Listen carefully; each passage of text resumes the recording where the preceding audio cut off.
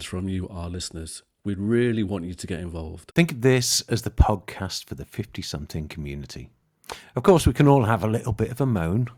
Things ache a bit more, it's harder to lose weight, etc. But on the whole, the future's still there for us to mould. We're not done yet. There's still some time to change our careers, run a marathon, and we want to hear and share your thoughts and stories along with our own.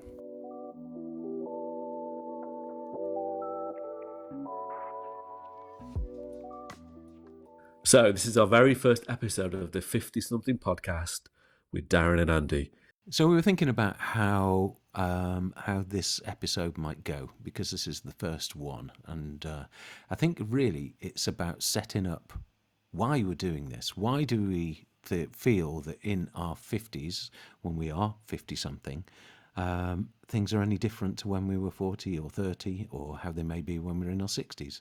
So I think Darren and I, we've been talking, and we think that a good way to introduce this is if we come up with our 3 best reasons to be in your 50s, followed by our 3 worst reasons. And we're just going to chat those through. And now what we'd really love you to do as well is to comment, to feedback, and to give us your top 3, your best reasons to be in your 50s right now in 2023. And also what the barriers are. What are the real difficulties about being in your 50s? So, Darren, do you want to kick off? What's your number 1? Why is it great to be 50-something? Well, I thought long and hard about this, and I think the first thing I thought was emotional happiness. That at this point in my life, I feel confident in who I am, not having to pretend to be somebody else anymore. And I think I feel emotionally happy with where I am. I think it's, in your 20s, perhaps you struggle to fit in, or you struggle to conform with what somebody else wants you to do. And so I think at this point, being in your 50s, I feel that I can be who I want to be, good or bad. And I'm happy with how I sit in life, really. So I think that's fascinating. I'll tell you why it's fascinating, because it's fascinating to me because I put pretty much the same thing as one of my points. So without necessarily, I think rather than you do 3, me do 3, let's just talk. We'll start with yours and I'll feed in, and then we'll do it the other way around. We'll see how it goes. But yeah, I mean, I think just to build on what you're saying there, because I totally agree. I feel like now in my 50s, I've got more ownership of my life. I think I've got maybe more courage to say yes to things, and also to say no without fear of having to toe the line or be popular, or do something that you want to impress somebody else. I think when you get into your 50s, you've done a lot, as you said earlier on. We kind of but there's so much more to do. But I think having that ownership of where we are and the things that we've done, and that kind of, we've sort of earned the right to make our own decisions in our 50s. I like that. So I agree exactly with what you're saying. I also think at this point we don't hold on to grudges as much. I think we're more open to a broader range of views about things, and we can perhaps not agree with what somebody else thinks, but we're quite open to accepting what their point of view is. So I think, I think that's important as well, to be more open to things and also to try new things. I guess the second feeling was I still feel very optimistic in my 50s, and that's because I don't view the next decade or next 2 decades without some fear, of course, and then we'll come on to things we worry about, I know, next, but I am optimistic still about the future. We're doing this podcast, we're trying something new, and we're both in various ways doing different things in our lives, aren't we?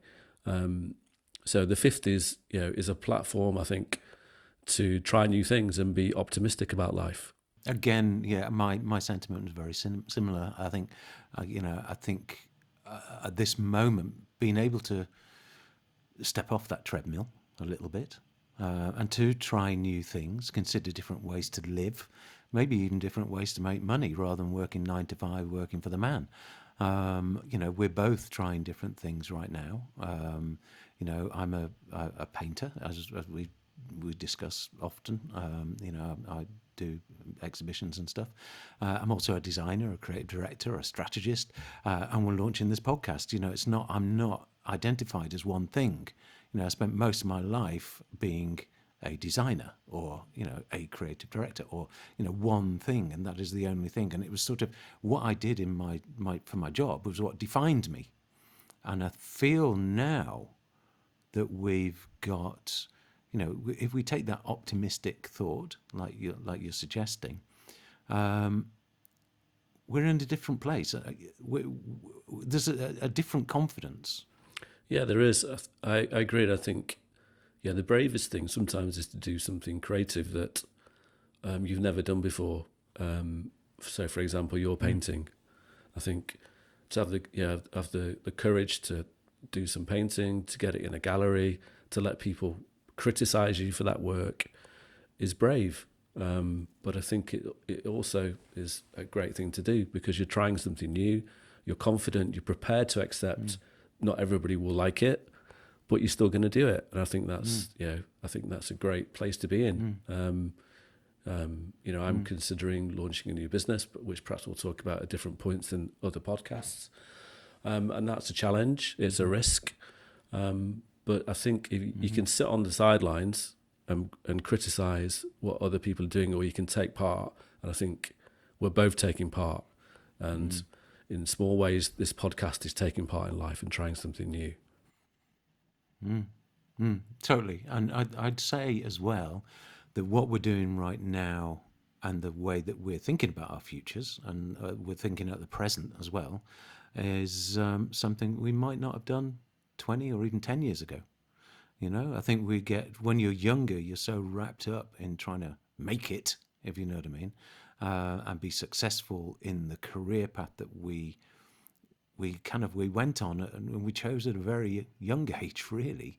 If you think about it, you go to school, you do your O-levels or GCSEs or whatever, and then A-levels, I failed my A-levels, which wasn't great, but then I went to art school, and that sort of set my direction. Maybe I'd have passed my A-levels, I'd have done something else, I don't know. But we make decisions very, very early on in life about what it is that we're going to do. And I think being in your 50s, we've done a lot. And my another of my points, my third point really, is that I feel more worldly. I've been fortunate enough to travel widely. Both of us have lived abroad. I've lived in the US, you've lived in Saudi, you've lived in Amsterdam, you've lived in Australia. And we will definitely cover off more of that in future podcasts. And I and you, we're both constantly exploring new ideas. In my 40s, I decided I'm going to run marathons, and I ran 2 marathons. I've owned my own business. You've owned your own business. We both work for some of the best brands and creative agencies and businesses in the world. And I've started foraging and fermenting my own alcohols and stuff, But I think, it all adds to our worldliness and awareness. And because we come from, we've both got active, inquisitive minds. And I think, anybody who's listening to this who feels like they're still active, they're still inquisitive, they want to learn more and do stuff, I wouldn't change anything. No, from what we've done I wouldn't in either. our lives. Well, obviously we've made some mistakes, of course we have, and we've got some regrets on that kind of thing. But at the same time, that if it doesn't kill you, it makes you stronger. We are now in our 50s. We're looking back, we're looking forward, and we're living very much in the present.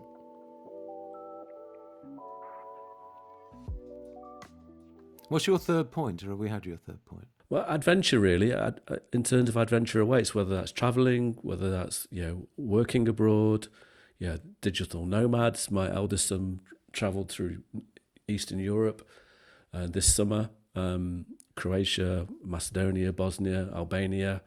Had a great time and met so many people of quite a broad range of ages as well. People in their 50s that were travelling through Europe and working as digital nomads, and taking that opportunity to be wherever they can be, and also work and contribute. I think, adventure is a great way of wrapping up how I feel about the 50s.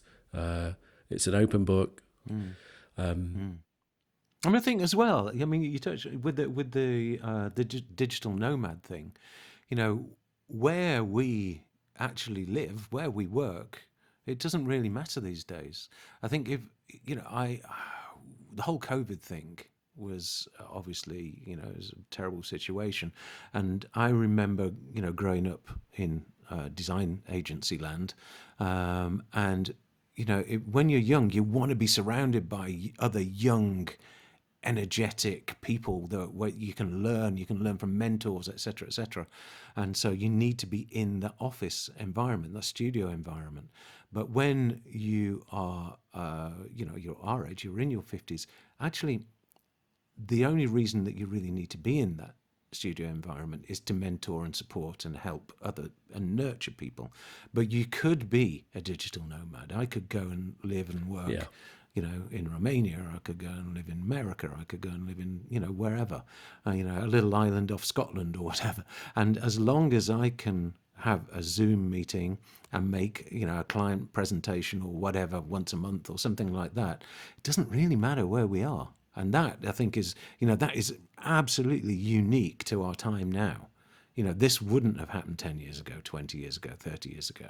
And so being 50 something and living now with the experience that we've got, it's actually a good time to be creative. Absolutely. I think in the end we are all on a one-way journey, aren't we? Which is means we're all going to die. But excellent. But it's and other positive thoughts. But I think it's about, as always, it's about the journey, not the destination. It's about what you do along the way. Yeah, and I think absolutely the 50s are a great platform to do lots and lots of things. Yeah, I agree.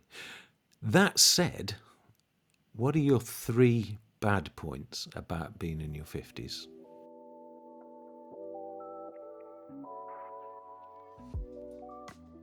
So my first worry was staying relevant, from being useful point of view, from employment point of view. So you kind of go from you feel like Batman in your 20s to being the Invisible Man in your 50s, and that is a concern and a worry. And why do you think that is? Why do we suddenly become invisible?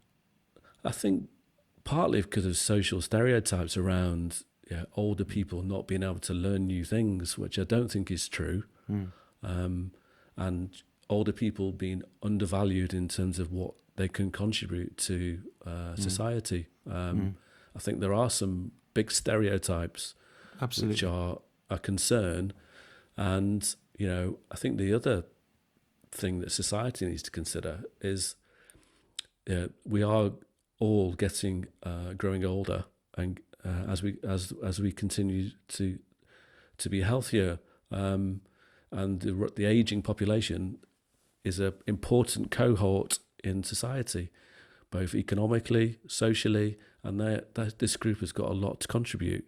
So it's important that we present the opportunities for this age group. But it's still a concern of mine that as I said, you go from feeling like Batman to the Invisible Man.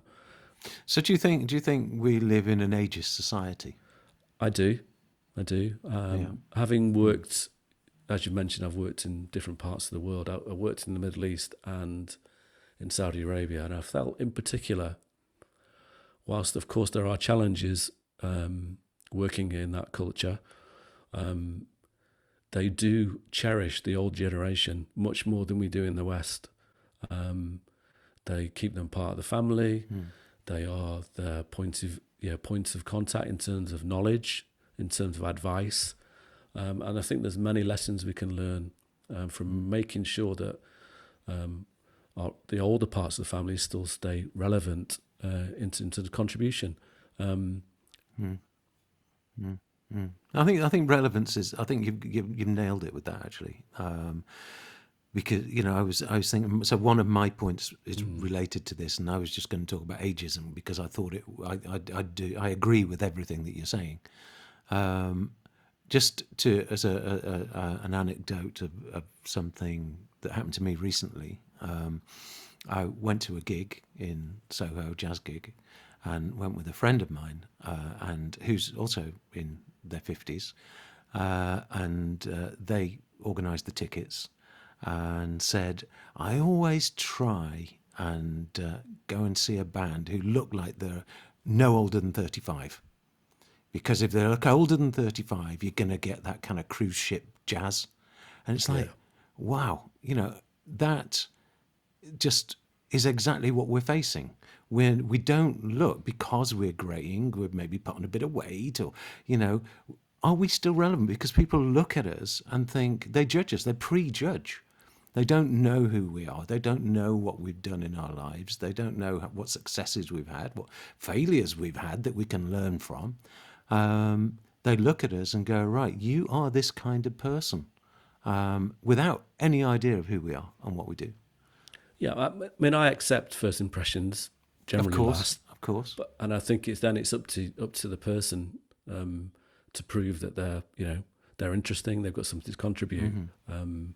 Whether it's a jazz artist that's producing a new album in the 50s, or a painter producing something in their 50s. But I'm sure as well that we've got some listeners who can identify with this, where they've maybe applied for a job and they've sent in their CV and they're not getting any response, and they're kind of going, well, why? I've got all the qualifications, but there'll be something in there that kind of goes, yeah, well, we're looking for a young, dynamic, leader, and we don't see that in you, even though we've never met you.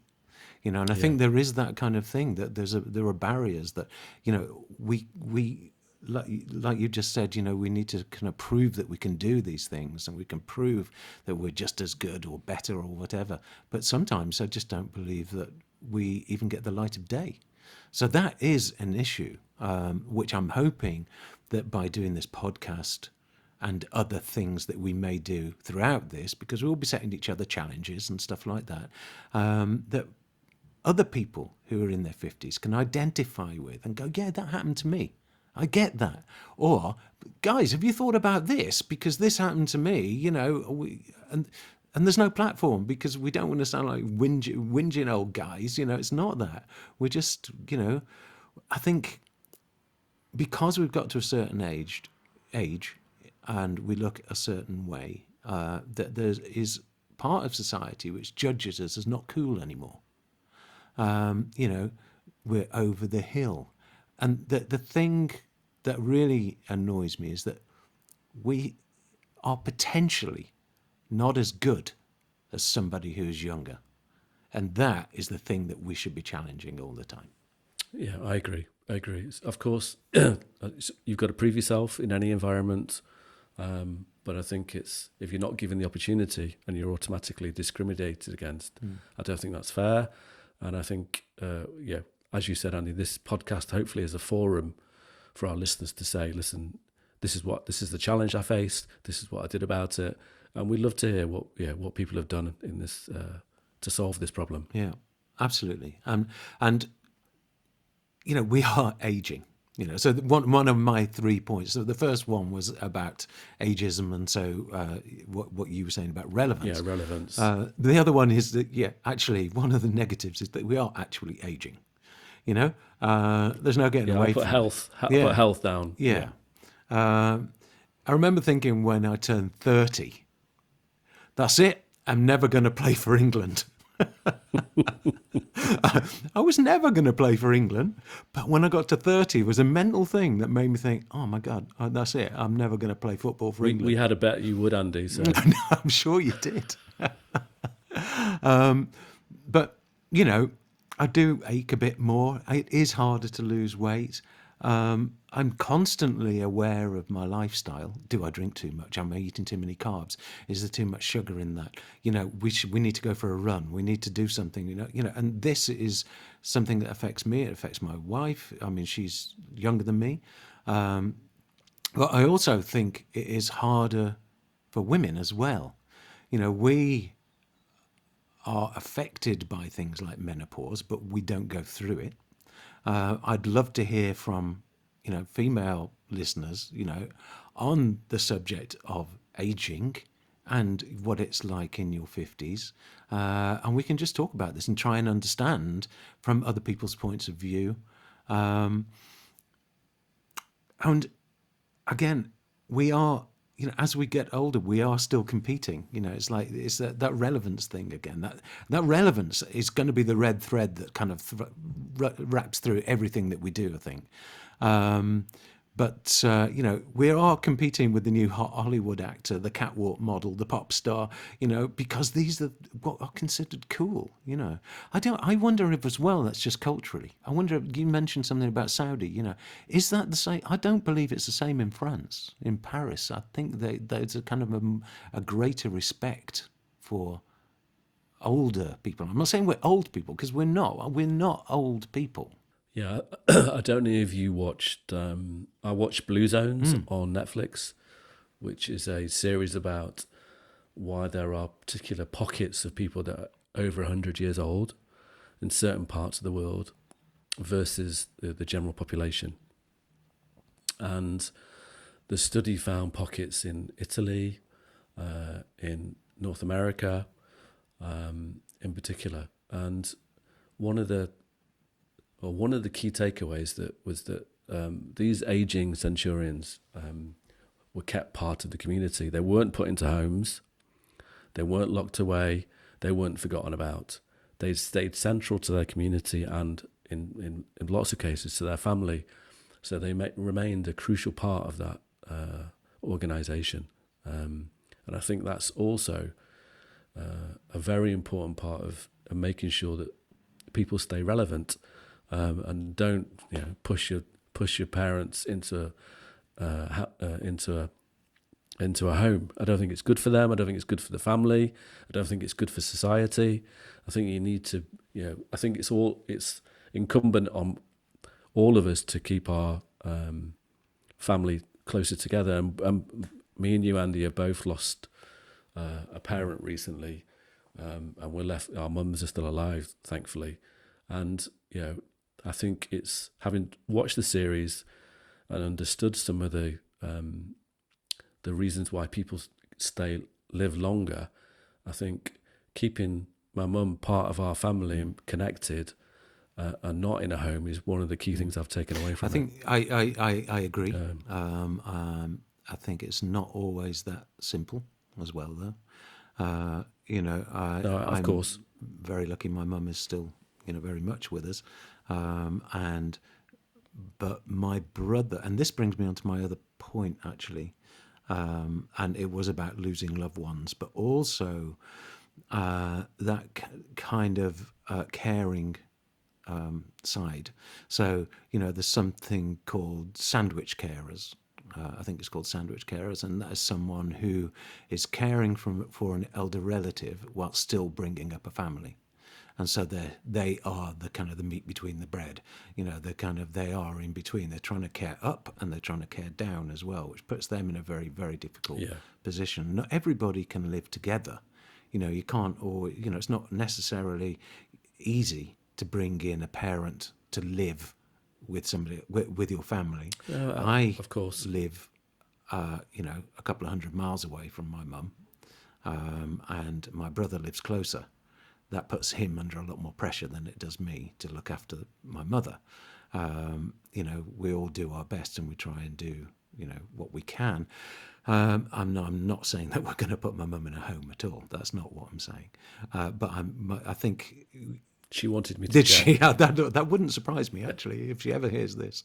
But I think it'd be interesting to hear from again listeners who are facing an issue about this, what to do how to cope with an aging parent. Again, we cannot advise. All we can do is speak through experiences. We can be anecdotal, but we have no authority to advise anybody on doing anything. But it's sometimes just good to talk and share. Absolutely. On the health issue, I think in your 20s you feel invincible. Perhaps even in your 30s you don't think about your health too much. I think what's very important in your 50s is that the decisions you make in your 50s will probably make a huge difference to the next 10, 20, 30 years. So I've thought very carefully. Of course, I would like to lose a few pounds, as you often remind me. I don't drink too much, actually. I've never smoked. I have recently turned to be a vegetarian, and that has had a good impact on my mobility in terms of my joints as well, which is good. But I think I guess my main point is that you do have to make some serious choices in your 50s, because it affects what the next few years are going to look like. Whereas when you're younger, you kind of can get away with things. That's true. Yeah, I think you're right, Darren. I think the choices we make now will affect one way or the other, either a positive older age or a more negative older age. They do say, whoever they are, that if you can live through your 50s, you've got a very good chance of living into old age. But anyway, we've gone through our 3 good, our 3 bad, and I think where we want to go forward and where this podcast is going to go is that maybe we keep coming back and challenging those. Every episode, we maybe have 3 good points, 3 bad points for everything that we talk about. And again, we would encourage listeners to think about what their 3 good points and 3 bad points are for everything we discuss. And it may be something, which people might think is trivial, like your best jobs, your best holidays, the worst holidays, the holiday from hell, and all that kind of stuff. And let's keep, that we've just had a fairly serious conversation about what it is like to be in our 50s. But there's still a lot of fun out there as well. Let's not forget that. And I think that needs to come through. And we need to share the good times as well as sharing some of the pain. Yeah, let's hear your top 3 funniest things about being in your 50s. Exactly. What's the 3 funniest things that have happened to you since you were 50? There's got to be something. Yeah, absolutely. And we are going to set each other a challenge, aren't we, Andy? And we're going to talk about it in the next podcast. So what's our challenge? Well, our challenge our next podcast is going to be around health. And what it is like, so we're going to build on some of the stuff we talked on today, but we are going to set ourselves a challenge, and that is a couch to 5K in 1 month. And so we will record our next podcast in November, which ties in with Movember, Mental Health Month, and we will have been able to run our first 5K in probably a while. And grow a moustache. Well, I've already got a beard, and you can't grow a moustache. I'll try.